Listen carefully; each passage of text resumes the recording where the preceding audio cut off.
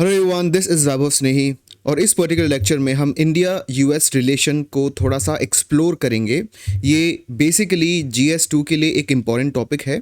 उसके अलावा जो ओवरऑल इंटरनेशनल रिलेशंस हैं वहाँ पर इस पे आपको कुछ चीज़ें पता होनी चाहिए। देन प्रीलिम्स में भी कुछ ऐसा पोर्शन है इंडिया यूएस रिलेशनशिप का जिसमें कुछ फैक्ट्स पूछे जा सकते हैं, तो वो भी आपको पता होने चाहिए। एंड जिस तरह से ये इवोल्यूशन हुआ है इंडिया और यूएस की रिलेशनशिप का, वो जानना ज़रूरी है ताकि आप प्रीलिम्स में उन फैक्ट्स को आइडेंटिफाई कर पाओ और मेंस में उस टाइप के आप आंसर्स लिख पाओ। तो एक्चुअली जो इंडिया यूएस रिलेशनशिप है वो हमेशा से स्टैटिक नहीं रही है, उसमें बहुत ज़्यादा ऊपर नीचे और बदलाव आए हैं, तो उनको समझना ज़रूरी होता है।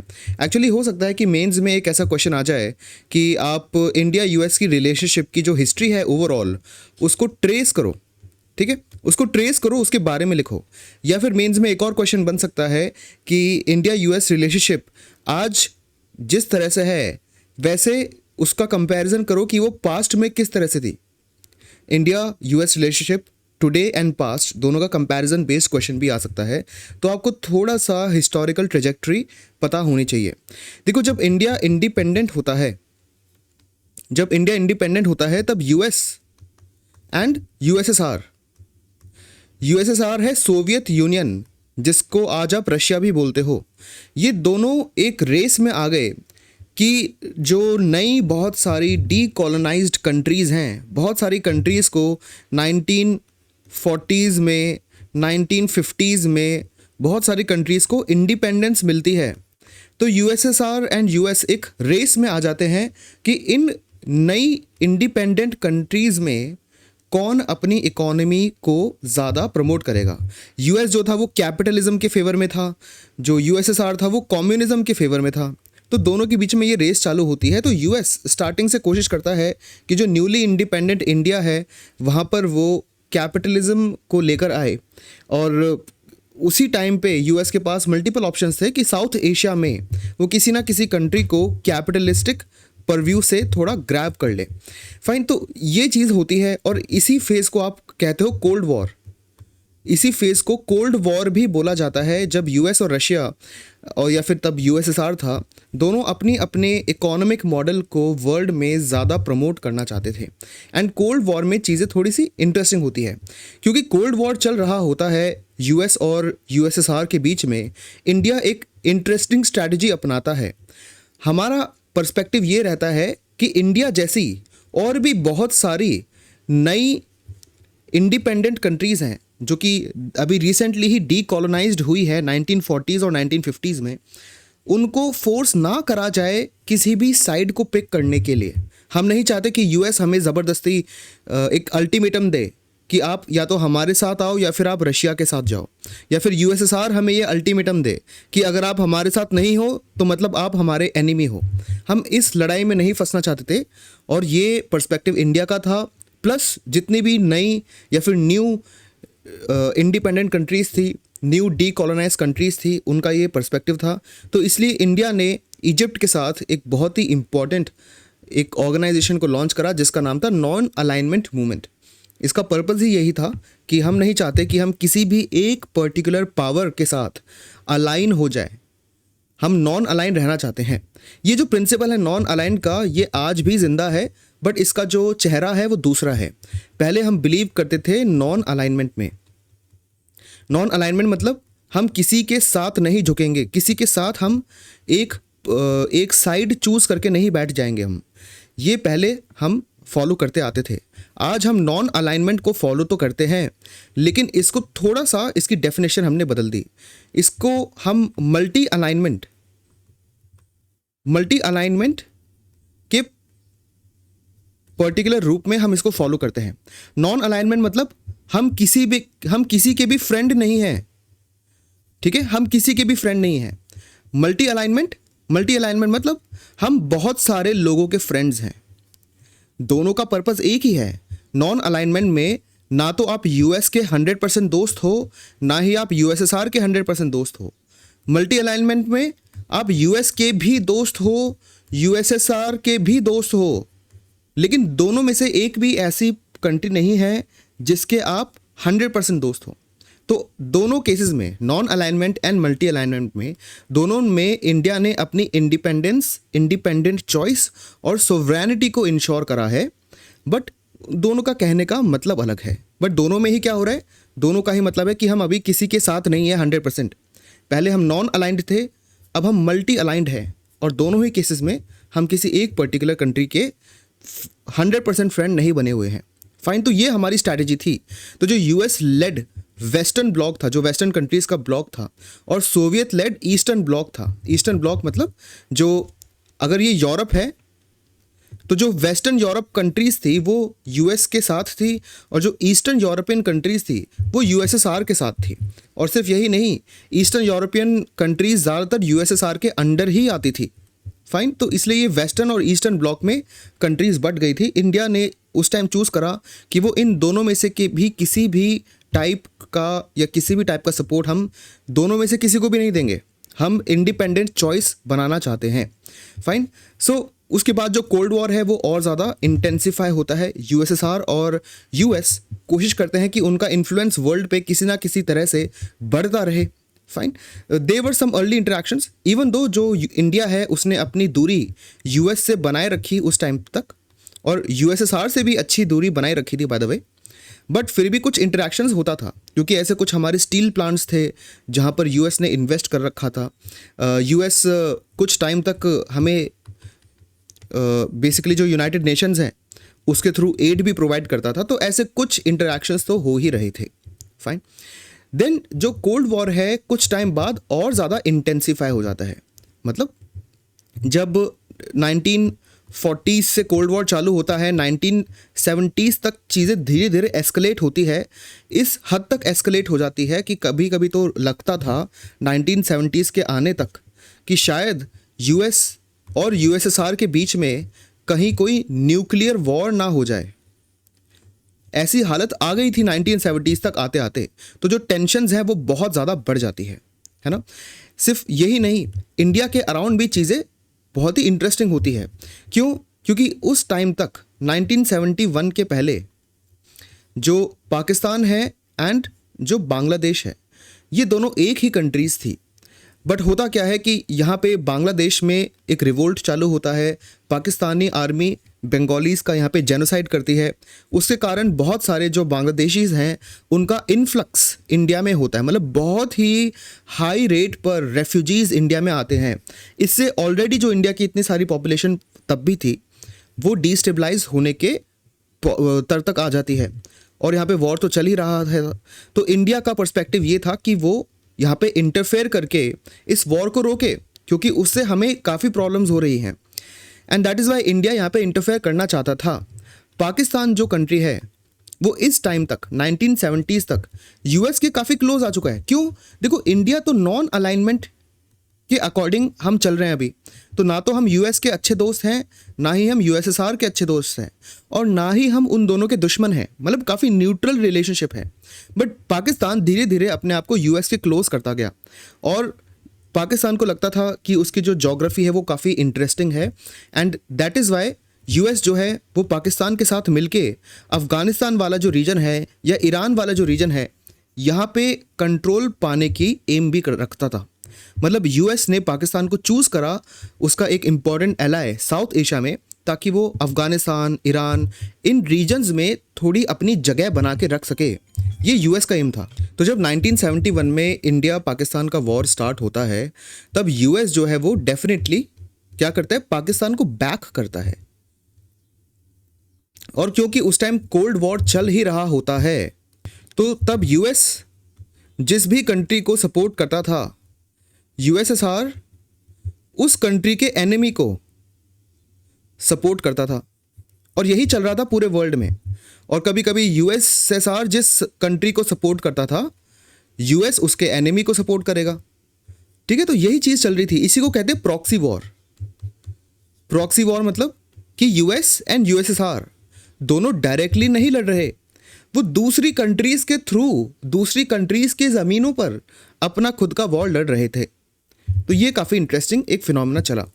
तो जब 1971 का वॉर आया, तब डेफिनेटली जो यूएस है उसने पाकिस्तान को सपोर्ट डिस्प्ले करा। तो ऑटोमेटिकली जो यूएसएसआर है एंड इंडिया है, इसकी रिलेशनशिप धीरे धीरे इम्प्रूव होने लगी। और बाय द वे जो यूएस और पाकिस्तान का जो इंटरेक्शन मैं आपको बता रहा हूँ कि यूएस कोशिश कर रहा था कि पाकिस्तान से उसके अच्छे रिलेशन हो ताकि वो पाकिस्तान के थ्रू अफ़गानिस्तान और ईरान पे थोड़ा कंट्रोल कर पाए। तो इस दौरान ही मतलब लेट 1960s से ही जो यूएसएसआर है वो धीरे धीरे इंडिया के क्लोज आने लगा था। ठीक है, ये आपको थोड़ा पता होना चाहिए। सो जब 1970 वॉर आता है तब जो निक्सन एडमिनिस्ट्रेशन थी, तब प्रेसिडेंट निक्सन थे यूएस के, उन्होंने पाकिस्तान को फुल सपोर्ट दिया। तो ये मैं आपको क्यों बता रहा हूँ, इससे आपको ये पता लगेगा कि कोल्ड वॉर के दौरान इंडिया और यूएस के रिलेशनशिप कैसे थे। ऑब्वियसली जब यूएस इंडिया के एनिमी को डायरेक्ट सपोर्ट डिक्लेयर करता है तो रिलेशनशिप अच्छी नहीं रही थी। फाइन, 1971 में वॉर वगैरह हो गया, सारी चीज़ें ख़त्म हो गई। फिर 1974 में आकर इंडिया ने न्यूक्लियर प्रोग्राम को लॉन्च करा। इस न्यूक्लियर प्रोग्राम के थ्रू इंडिया ने एक न्यूक्लियर वेपन का टेस्ट करा।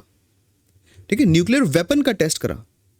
इस न्यूक्लियर वेपन के टेस्ट करते ही जो यूएस है एंड बाकी जो वेस्टर्न यूरोपियन कंट्रीज हैं, इनको एक कंसर्न आया कि एक साउथ एशियन कंट्री के पास न्यूक्लियर वेपन्स आ चुके हैं। तो उन्होंने एक ग्रुप बनाया, न्यूक्लियर वेपन्स की जो प्रोलिफरेशन है, मतलब न्यूक्लियर वेपन्स टेक्नोलॉजी और न्यूक्लियर वेपन्स का जो सोर्स मटेरियल है उसको पूरे वर्ल्ड में फैलने से, उसको ये रोकने से कि वो और कंट्रीज़ के हाथ लगे, एक बेसिकली प्रोलिफरेशन को रोकने के लिए उन्होंने ऑर्गेनाइजेशन बनाई। इससे क्या हुआ, इससे यूएस और इंडिया के बीच में टेंशन्स थोड़ी और ज़्यादा बढ़ गई। फाइन, तो ये आपको थोड़ा ध्यान रखना चाहिए। 1990s आते आते जो कोल्ड वॉर है ख़त्म हो जाता है, और कोल्ड वॉर के ख़त्म होने का सबसे बड़ा साइन क्या होता है, यूएसएसआर का डिसइंटीग्रेशन। प्रॉपरली जो डिसइंटीग्रेशन है वो 1991 में अनाउंस होता है, लेकिन जो यूएसएसआर है वो पहले से ही धीरे धीरे डिसइंटीग्रेट हो ही रही थी। मतलब यूएसएसआर जो है वो 1980s के अंदर भी बहुत सारी जो छोटे छोटे रीजन्स थे यूएसएसआर के अंदर, वो इंडिपेंडेंस ले चुके थे। ठीक है, यूएसएसआर के अंदर छोटे छोटे रीजन्स यूएसएसआर से इंडिपेंडेंस ले चुके थे, और जो बचा हुआ रीजन बच गया ना, इसी को आज आप रशिया बोलते हो। तो दैट मीन्स जो रशिया का डिसइंटीग्रेशन है वो तो 1980s से चालू होता है, 1991 तक वो पूरा हो जाता है। At the same time India को भी एक बहुत बड़ी प्रॉब्लम फेस करनी पड़ती है।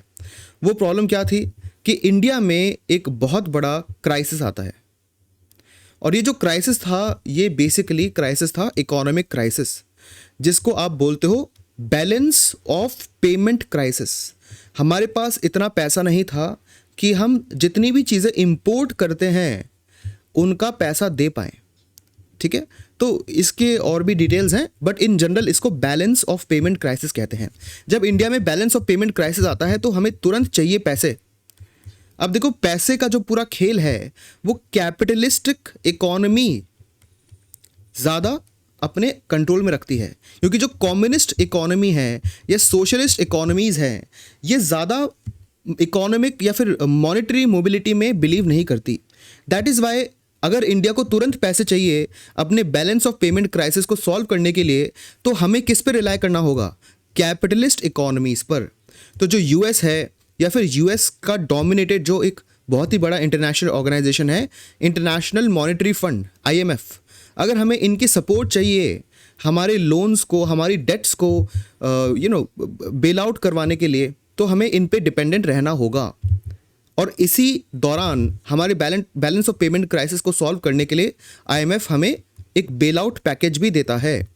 मतलब आईएमएफ बोलता है कि मैं तुम्हें कुछ सर्टेन अमाउंट ऑफ पैसे दूंगा, लेकिन ये पैसे तुम्हें मैं तभी दूंगा जब मैं मतलब आईएमएफ ये हमें बोल रहा है कि ये पैसे मैं आपको तभी दूंगा जब आप अपनी कंट्री में कुछ चेंजेस करोगे, आप अपनी कंट्रीज़ के दरवाजे बाकी प्रोडक्ट्स के लिए ओपन कर दोगे। ग्लोबलाइजेशन, आप अपनी कंट्रीज़ की बहुत सारी इंडस्ट्रीज़ जो कि फ़िलहाल गवर्नमेंट के कंट्रोल में हैं, उनको आप अलाउ कर दोगे कि प्राइवेट कंपनीज़ भी वहाँ पे बेसिकली क्या कर पाए, उन सेक्टर्स में प्राइवेट कंपनीज़ भी बिना किसी ज़्यादा ब्यूरोक्रेटिक लाइसेंस की रिक्वायरमेंट के काम कर पाए। लिबरलाइजेशन। फाइनली आपकी जो कंट्री है उसके अंदर बहुत सारे जो कंपनीज़ हैं जो कि गवर्नमेंट ओन करती है, उनको प्राइवेट सेक्टर को बेचना, उनको स्टॉक मार्केट पे चढ़ाना, ये भी करना होगा, प्राइवेटाइजेशन। तो ये 3 स्टेप होते हैं। तो इसके कारण जो हमारी इकोनॉमी है वो सोशलिस्ट इकोनॉमी जो थी उसके अंदर अब कैपिटलिस्टिक फीचर्स भी आ जाते हैं। जो सोशलिस्ट इकोनॉमी थी वो क्यों बन गई थी? क्योंकि हम यूएसएसआर के काफ़ी क्लोज्ड थे और यूएसएसआर कम्युनिस्ट इकोनॉमी पे बिलीव करती थी, तो धीरे धीरे सोशलिस्ट फीचर्स इंडियन इकोनॉमी में आ चुके थे। लेकिन अब कैपिटलिस्टिक फीचर्स भी आएंगे। इसका मतलब ये नहीं है कि हमारी इकोनॉमी से सोशलिज्म ख़त्म हो गया, ऐसा नहीं है। सोशलिस्टिक फीचर्स हैं, बट अब कैपिटलिज्म वाले फीचर्स बहुत ज़्यादा आ चुके हैं 1991 के बाद। तो ऑटोमेटिकली क्या हुआ, हमारी कंट्री का जो इंटीग्रेशन यूएस के साथ होना था वो इनएविटेबल हो गया। मतलब अब यूएस के साथ इंटरेक्ट करना ही पड़ेगा, क्योंकि आपको कोई ऐसी कंट्री अगर ढूंढनी है जो आपकी ही तरह, आपकी ही टाइप की इकोनॉमी चलाती है, तो वो थी यूएस। तो उनसे इंटीग्रेशन अब ऑलमोस्ट मस्ट हो गया, ज़रूरी हो गया। और ये सारी चीज़ें एक साथ हो रही थी। जहाँ पे सोवियत यूनियन डिसॉल्व हुआ, इंडिया में इकोनॉमिक लिबरलाइजेशन आया, जो एलपीजी रिफॉर्म्स आप जिसको बोलते हो, ये सारी चीज़ें साथ में हो रही थी। और दैट इज़ वाई जो इंडिया और यूएस के इंटरेस्ट हैं वो कन्वर्ज होने लगे। मतलब एक ही डायरेक्शन में दोनों कंट्रीज़ के इंटरेस्ट आने लगे। तो यहाँ से जो इंडिया का यूएस के साथ इंटीग्रेशन है वो 1991 रिफॉर्म्स प्लस 1991 में जो सोवियत यूनियन का डिसइंटीग्रेशन होता है उसके बाद चालू होता है। फिर आती है 21st सेंचुरी। 21st सेंचुरी में इंडिया यूएस के जो रिलेशनशिप है वो बहुत ही ज़्यादा हाइट्स पे चले जाते हैं। इसके बहुत सारे रीजंस हैं और इसके बहुत सारे स्टेप्स हैं। जो सबसे इम्पॉर्टेंट स्टेप था वो 2008 का सिविल न्यूक्लियर अग्रीमेंट था। मैंने अभी आपको क्या बताया? मैंने अभी आपको यही बताया ना कि जब 1974 में इंडिया ने एक न्यूक्लियर वेपन टेस्ट किया था, तब यूएस एंड जो वेस्टर्न कंट्रीज़ थी उन्होंने एक ग्रुप ही बना लिया ताकि साउथ एशियन कंट्रीज़ या बाकी और जो डेवलपिंग कंट्रीज़ हैं उनके पास न्यूक्लियर मटेरियल ना पहुँचे। मतलब हमारे अगेंस्ट और हमसे डर के उन्होंने ये एक ग्रुप बना लिया जिसका पार्ट हमें नहीं बनाया। लेकिन आप पढ़ो यहाँ पे हो क्या रहा है। 2008 में क्या हुआ, हम एक सिविल न्यूक्लियर अग्रीमेंट साइन कर रहे हैं यूएस के साथ। इतना बड़ा बदलाव 1974 में तो वो हमने न्यूक्लियर मटेरियल से दूर रखना चाहते थे, और 2008 में इतना बदलाव कि हम यूएस के साथ एक सिविल न्यूक्लियर अग्रीमेंट साइन कर रहे हैं। देखो, सिविल न्यूक्लियर अग्रीमेंट मतलब न्यूक्लियर मटेरियल का इस्तेमाल केवल और केवल सिविल पर्पस के लिए। सिविल पर्पस मतलब इलेक्ट्रिसिटी जनरेशन के लिए या फिर रिसर्च के लिए। जो वेपन ग्रेड न्यूक्लियर मटेरियल होता है वो अग्रीमेंट नहीं है, ये सिविल न्यूक्लियर अग्रीमेंट है। बट ये भी एक बहुत बड़ा स्टेप था, क्योंकि ना तो इंडिया न्यूक्लियर सप्लायर्स ग्रुप का मेंबर है, ना ही इंडिया नॉन प्रोलिफरेशन ट्रीटी का मेंबर है। इन दोनों ग्रुप्स का मेंबर ना होने के बाद भी यूएस ने इंडिया के साथ ये एक बड़ी ट्रीटी साइन करी। ये इंडिया की काफ़ी बड़ी अचीवमेंट थी, सिविल न्यूक्लियर डील। अब यहीं से प्रीलिम्स में क्वेश्चन आ जाते हैं। आपको प्रीलिम्स में वो दे देंगे 1-2-3 अग्रीमेंट। तो 1-2-3 अग्रीमेंट इसी को बोला जाता है, ठीक है। इसी पर्टिकुलर ट्रीटी का पार्ट, ट्रीटी का नाम 1-2-3 अग्रीमेंट भी है, ठीक है। ये भी आपको ध्यान रखना है कि जब ये अग्रीमेंट साइन हुआ था तो ना तो इंडिया एनपीटी का पार्ट था और ना ही एनएसजी का पार्ट था। आज भी हम एनपीटी और एनएसजी का पार्ट नहीं है, फाइन। तो इसका बहुत बड़ा इम्प्लीकेशन क्या था कि स्ट्रेटेजिक इंपॉर्टेंस जो इंडिया की बढ़ रही थी उसको यूएस ने भी डेफिनेटली रिकॉग्नाइज करा, और धीरे धीरे दोनों के अंदर जो इंटरेक्शन है वो बढ़ता रहेगा। सिर्फ यही नहीं, ये तो अभी तो मैंने आपको बताया कि ये एक सिविल न्यूक्लियर डील थी। उसके अलावा अब डिफेंस एंड सिक्योरिटी कोऑपरेशन भी बढ़ेगा। देखो, ये चीज़ें आपको ऑलरेडी पता है क्योंकि आप थोड़ा करंट अफेयर्स पढ़ते हो। इंडिया और यूएस साथ में टाइगर ट्रायम्फ नाम से एक बहुत बड़ी मिलिट्री एक एक्सरसाइज करते हैं। वही नहीं, इंडिया और यूएस साथ में मल्टीपल डिफेंस अग्रीमेंट्स में भी है। बहुत सारी चीज़ें जो डिफेंस इक्विपमेंट इंडिया में मैन्युफैक्चर होती है वो यूएस में जाती भी है। उसके अलावा बहुत सारे जो बड़े बड़े आर्टिलरी गन्स हैं उनके ऊपर डील पे बात चलती है। जो हेलीकॉप्टर्स हैं वो हम यूएस से इंपोर्ट करते हैं। दैट मीन्स जो डिफेंस अग्रीमेंट आज की डेट में हो रहा है या जो डिफेंस इंटीग्रेशन यूएस और इंडिया का है वो तो आपको पता ही है। फाइन, तो ये चीज़ें और ज़्यादा कैसे बनी? 2016 में यूएस ने इंडिया को मेजर डिफेंस पार्टनर डिक्लेयर करा, तो यहाँ से चीज़ें और ज़्यादा इंपॉर्टेंट होती जाती है। और इसका सबसे बड़ा रीज़न भी ये है कि जो पाकिस्तान है उसकी इम्पोर्टेंस यूएस की नज़र में थोड़ी कम हो गई।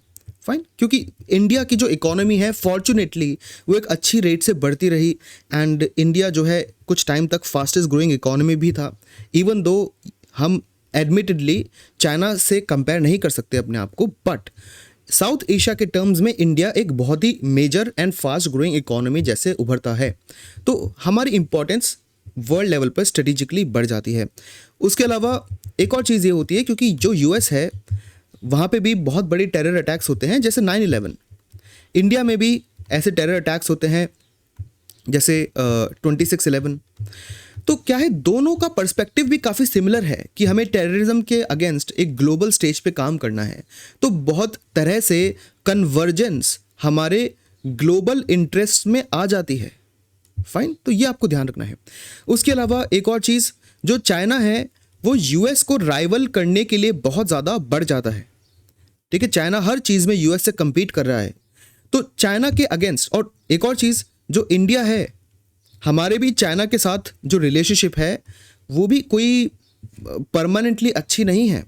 हमारे बीच में वॉर्स भी हुए हैं। आज की डेट में भी जो चाइना है वो हमारे एनिमीज़ को फंड करता है, जैसे पाकिस्तान।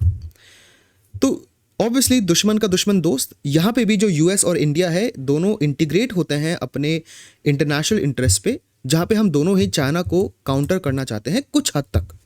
जो जिस तरह से यूएस चाइना को काउंटर करना चाहता है, हम वैसे चाइना को काउंटर नहीं करना चाहते, बट एटलीस्ट हमारा जो बड़े लेवल पे बड़ी पिक्चर में जो गोल है वो सिमिलर है। फिर हम 2+2 डायलॉग मैकेनिज्म भी चालू करते हैं, जहाँ पे दोनों कंट्रीज़ के जो फॉरेन मिनिस्टर्स हैं एंड डिफेंस मिनिस्टर्स हैं ये साथ में मिल के डिस्कशन करते हैं। फिर कुछ फाउंडेशनल अग्रीमेंट्स हैं। अब यहाँ पे सबसे ना, इन सब से प्रीलिम्स में क्वेश्चन बनेगा। जो फाउंडेशनल अग्रीमेंट्स है ये भी आपको ध्यान रखने हैं, प्रीलिम्स में भी क्वेश्चन बनता है, मेंस में भी आपको लिखना पड़ेगा। ये कौन से हैं? एक तो है लिमोआ, फिर कॉमकासा, देन बेका और जीएसमोआ। इन चारों के नाम आपको ध्यान रखने हैं। लिमोआ क्या है? Logistic exchange memorandum of agreement. इसमें बेसिकली यही है कि सपोज जो इंडिया का एयरक्राफ्ट है वो किसी यूएस की मिलिट्री फैसिलिटी में उतर के वहाँ पे फ्यूलिंग कर सकता है, या फिर कुछ लॉजिस्टिक सपोर्ट उसको मिल सकता है। मतलब दोनों एक दूसरे के लॉजिस्टिक सपोर्ट के लिए मिलिट्री फैसिलिटीज़ यूज़ कर सकते हैं। दूसरा कॉमकासा। कॉमकासा में enables India to access advanced US communication equipment for its military platforms। मतलब जो भी इंपॉर्टेंट कम्युनिकेशन इक्विपमेंट यूएस की है वो इंडिया भी यूज़ कर सकता है, और इंडियन रीजन में जो इंडिया की है वो यूएस भी यूज़ कर सकता है। इससे दोनों का जो मिलिटरीली हम जिस तरह से वर्ल्ड पे नज़र रखना चाहते हैं दोनों मिलके वो रख पाते हैं। BECA, basic exchange and cooperation agreement. Simple सी बात है, जो कि जियो स्पेशल इंटेलिजेंस है। जियो स्पेशल मतलब जैसे मैप्स, सैटेलाइट, ऐसा जितना भी डेटा होता है ना, इसको आप बोलते हो जियो स्पेशल। तो अर्थ का जो डेटा आपने सैटेलाइट वगैरह से लिया है, इंडिया की सैटेलाइट्स है, यूएस की सैटेलाइट्स हैं, वो आपस में शेयर करेंगे।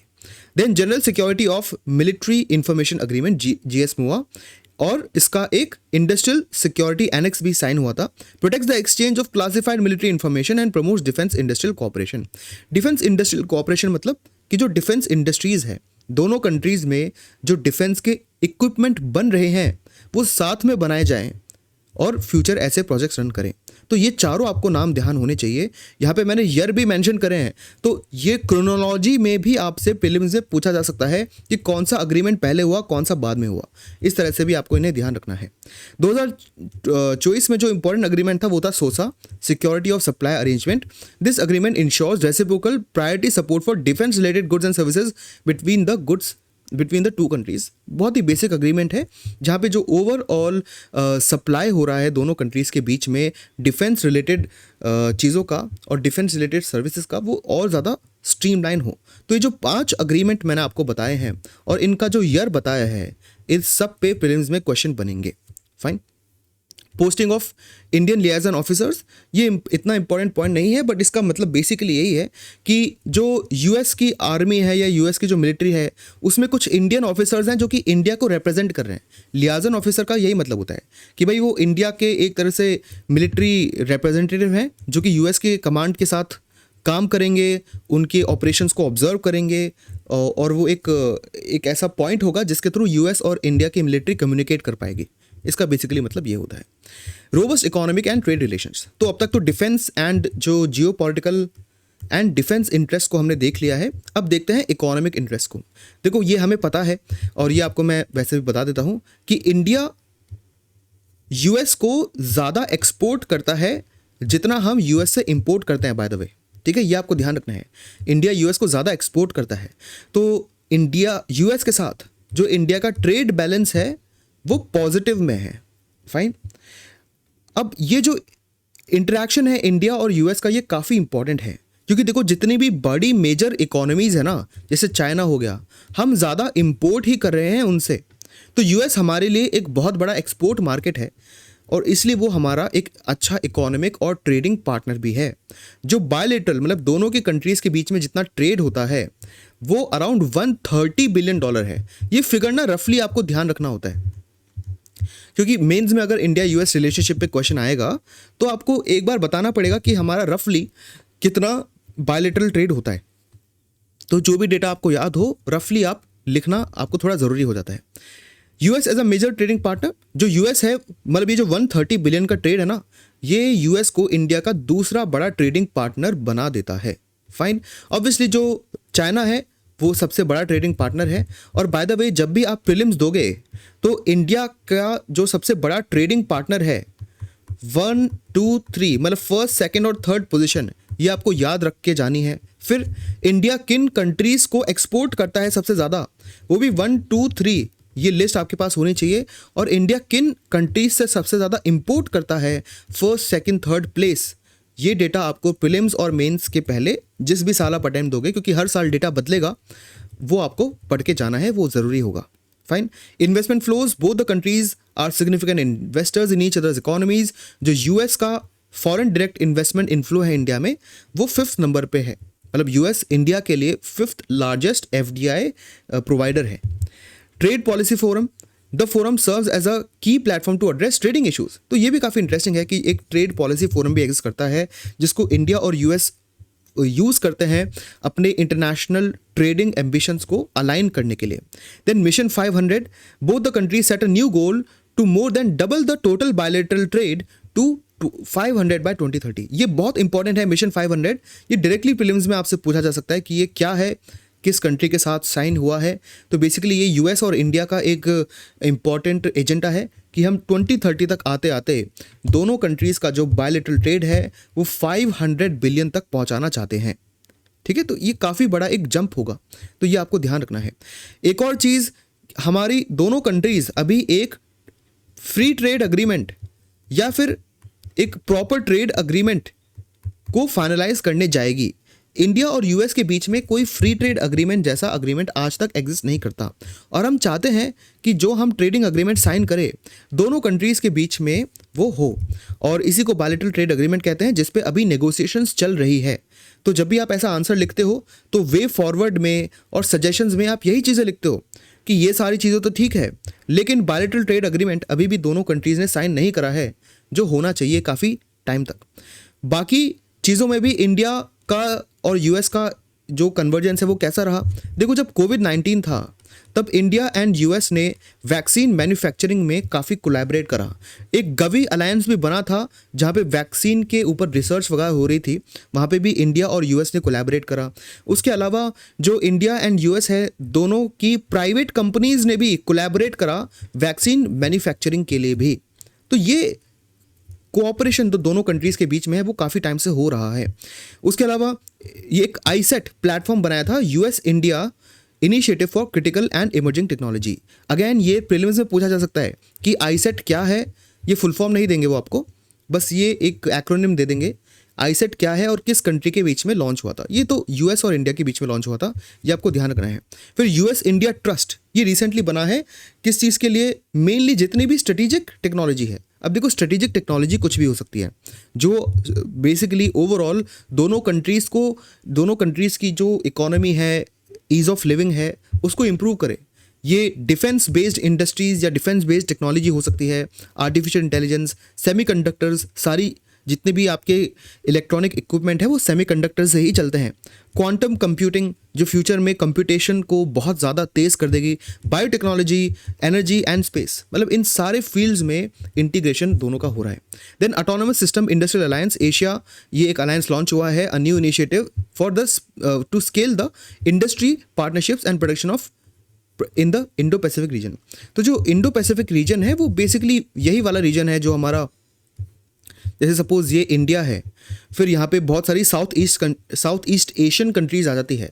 यहाँ पे तो इंडियन ओशन आ गया, फिर ठीक है। यहाँ पे साउथ ईस्ट एशियन कंट्रीज़ है, जैसे यहाँ पे म्यांमार है, थाईलैंड है, लाओ, कंबोडिया, वियतनाम, फिर यहाँ पे मलेशिया है, सिंगापुर है, फिर यहाँ पे इंडोनेशिया है, ठीक है। तो ऐसे बहुत सारी कंट्रीज़ यहाँ पे आ जाती है। तो ये तो इंडियन ओशन हो गया। यहाँ पर है पैसिफिक ओशन।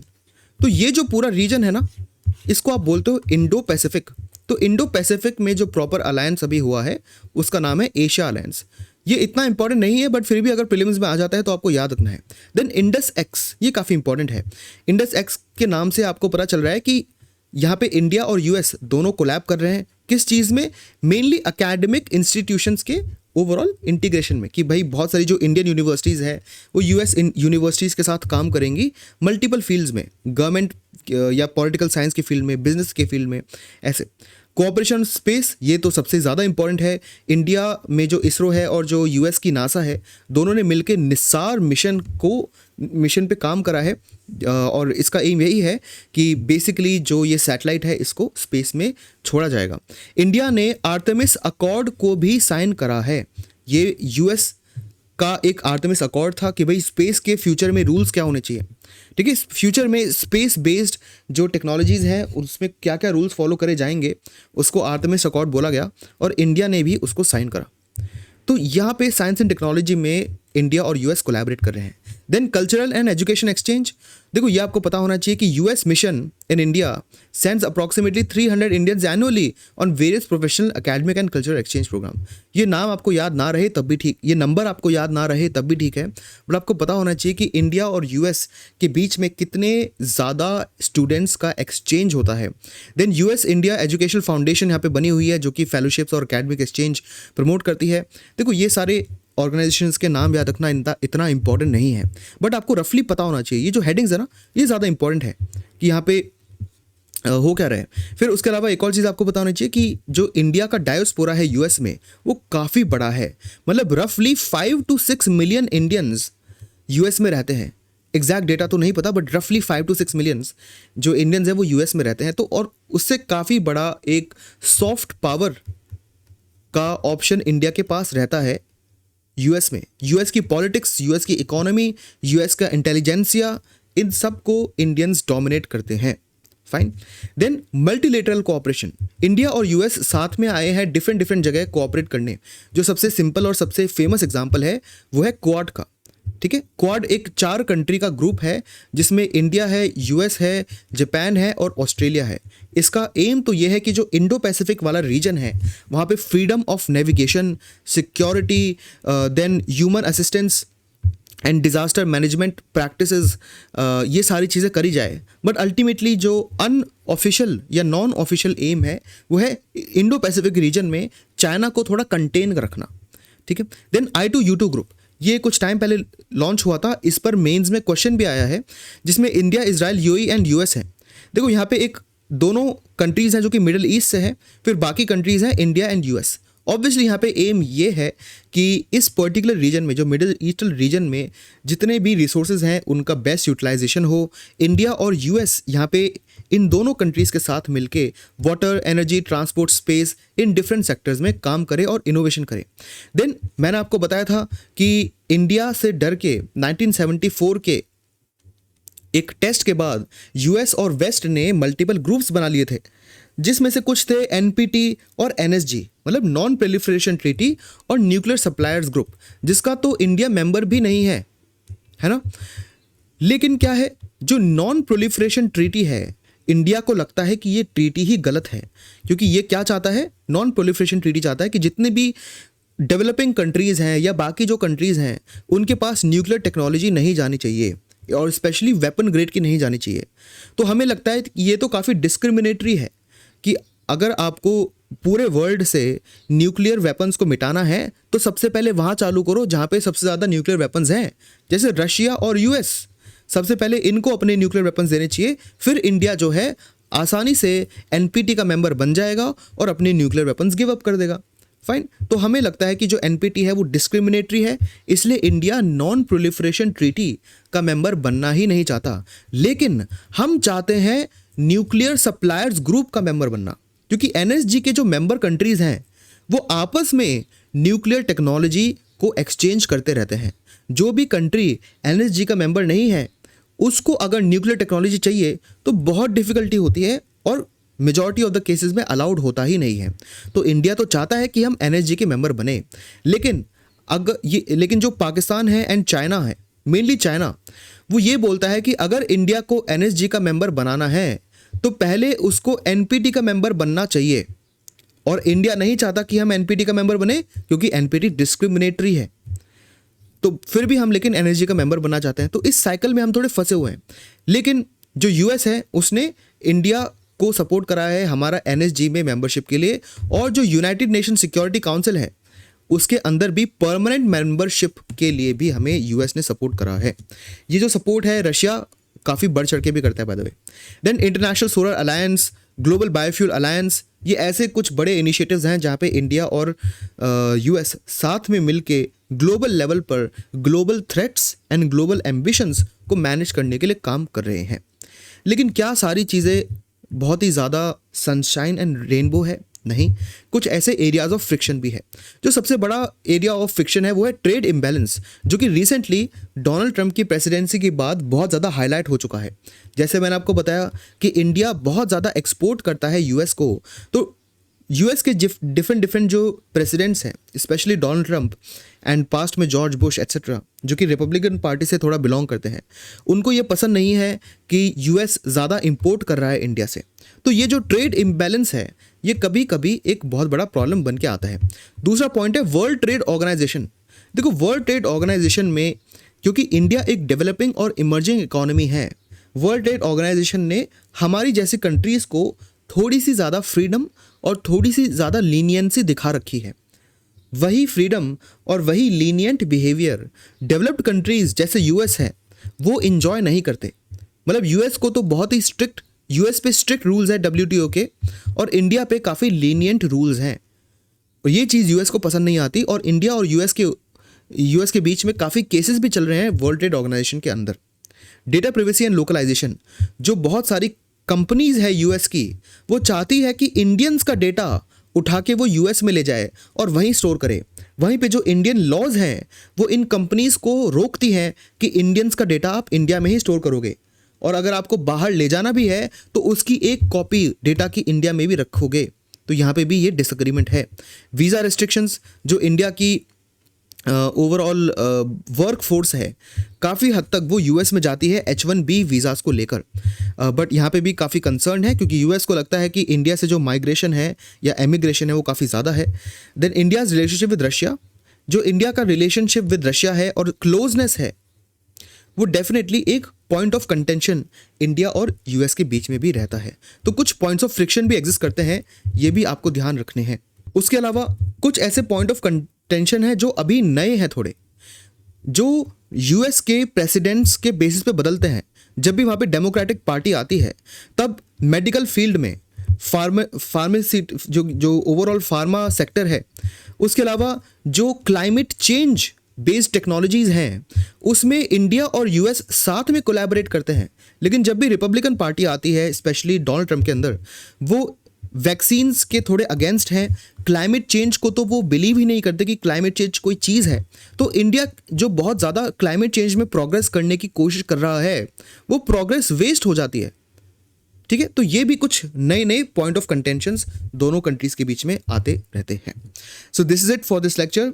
अगर आपको कोई हेल्प चाहिए, हमारा जो एक ग्रुप बना हुआ है व्हाट्सएप पे रिसोर्स मटेरियल के लिए अगर आपको उसे भी ज्वाइन करना है तो आप इस कॉन्टैक्ट नंबर पे कॉल कर सकते हो और भी डिफरेंट टाइप की आप हमसे हेल्प ले सकते हो. Thanks for tuning in. This was Daivar Snehi. I will see you in the next one and have a very good day.